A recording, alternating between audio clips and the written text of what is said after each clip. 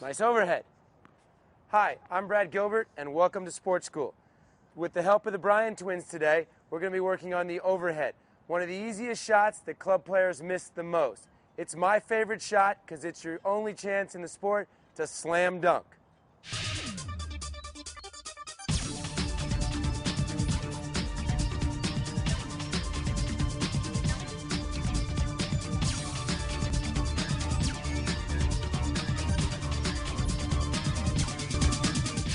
Let's look at a couple of basic tips for the overhead.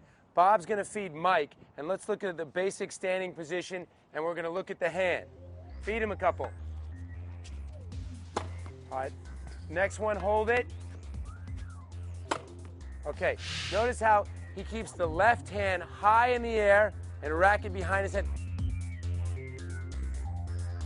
The reason why you want to keep the left hand out in front, it's like a rudder.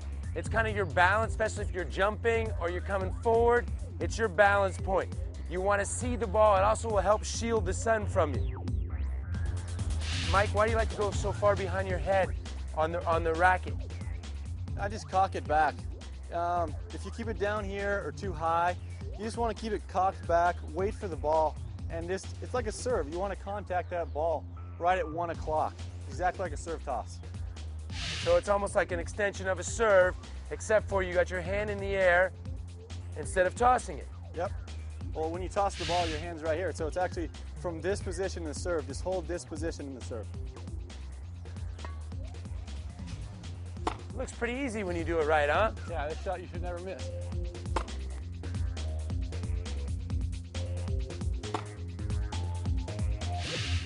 The reason why club players miss this shot so much is the footwork. They don't move their feet or they don't put the hand up. So you need to put the hand up, and if you need to move the right, the left, back, that's the key.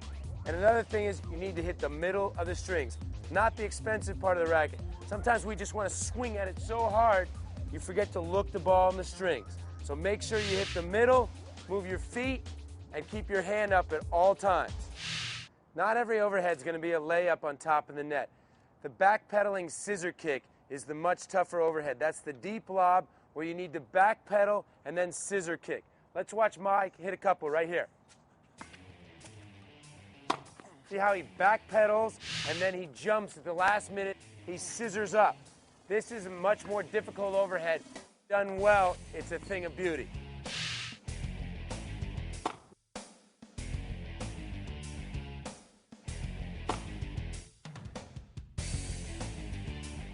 Watch him backpedal and then jump up at the last minute and explode off of it.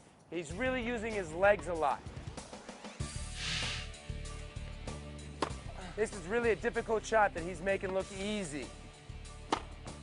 He's trying to take his brother out as well. Match point overhead for the winner. All right, and one other overhead that's a toughie.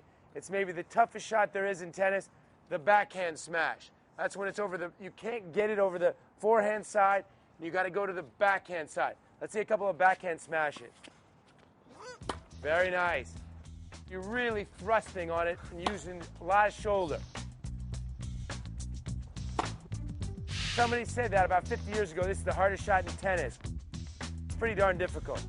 Maybe one of the most difficult shots in the game because you're in an awkward position and your back is to the court, and sometimes you don't know where you're going to be after you hit the ball.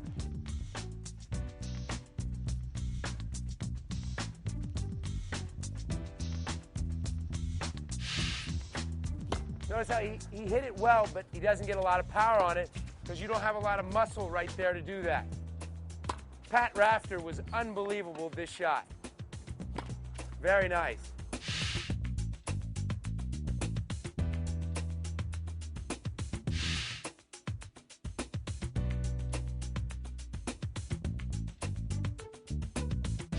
Match point, big one to win it. Wimbledon. Very nice. See how he went back up, scissored, put it, looked at his brother, acknowledgement, we just won Wimbledon.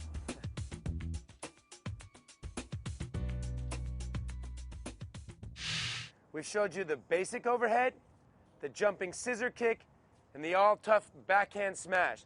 Now the last of the overheads is the high bouncing one where you let it bounce and then smash it. Let's take a look at a couple of those. Notice how he had the good balance. He backed up, let the ball drop, and then he went forward on it. Backed up, and then he goes forward. See, that's too high to take in the air, but yet he backs up, gives his balance, and then kills it.